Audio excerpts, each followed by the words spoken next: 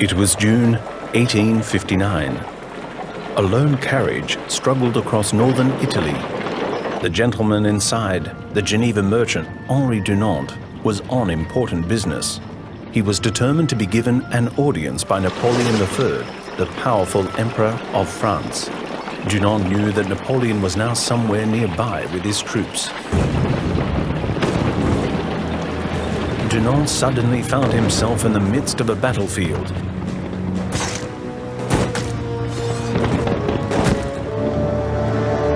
Dunant was horrified. Outside the normally quiet village of Solferino, the French and Austrian armies were fighting a terrible battle. By evening, thousands lay dead, dying and wounded. But the medical troops simply could not cope, and the weary and bloodied soldiers on both sides had enough to do just saving themselves and finding their way back to their lines.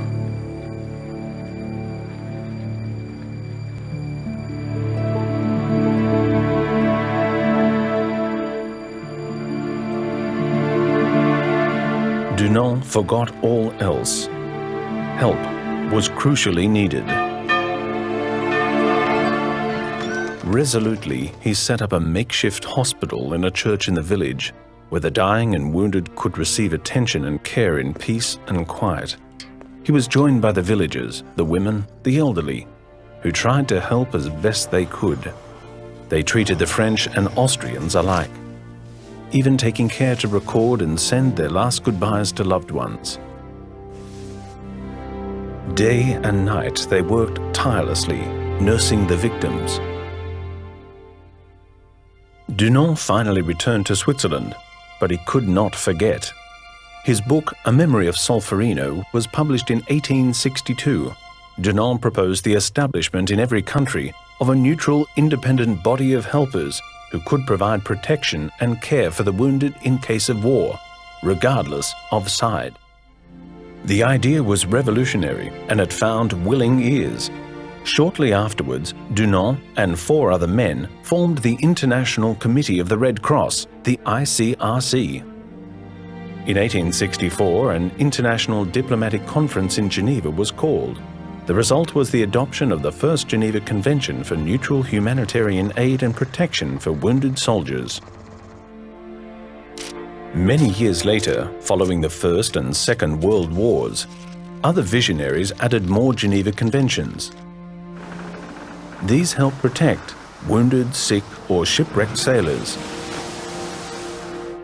prisoners of war, and civilians affected by war. But it was Henri Dunant whose initiative and enterprise paved the way and made a difference, showing humanity amidst inhumanity.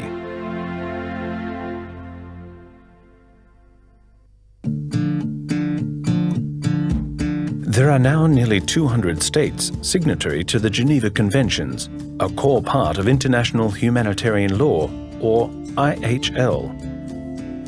It is still the ICRC that guards the conventions, gains backing for IHL, and strives to protect the lives and dignity of victims of armed conflict without discrimination. Not only wounded and sick soldiers, but also prisoners of war and other detainees who are visited repeatedly and for whom the ICRC engages in ongoing dialogue. The ICRC tries to persuade authorities to guarantee and uphold respect for their safety and dignity. Not only civilians directly affected by armed conflict, but also men, women, and children deprived of basic necessities as a result of war. Necessities such as water, food, healthcare, shelter, and clothing. The ICRC, with the help of national societies, also arranges contact between separated family members wherever able and tries to reunite them. Wherever possible, the ICRC is also on the spot to plead the cause of those affected by conflict to authorities, political leaders, and the military in order to help protect innocent lives, rights, and dignity.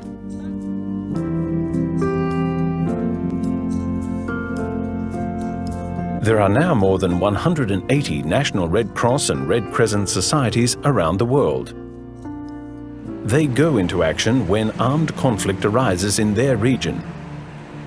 But they also run many other essential activities in peacetime to help the most vulnerable. Red Cross and Red Crescent national societies are active in 4 main areas: disaster response, disaster preparedness, healthcare and first aid in the community, the spreading of humanitarian values and principles. In 1919, the national societies decided to found their own International Federation of Red Cross and Red Crescent Societies. The Federation coordinates the work of the societies internationally, but also helps them launch international appeals for assistance, not only in the case of natural disasters, drought, typhoons, earthquakes, volcanic eruptions, floods, but also in the case of other emergencies such as population movements or socio-economic crises.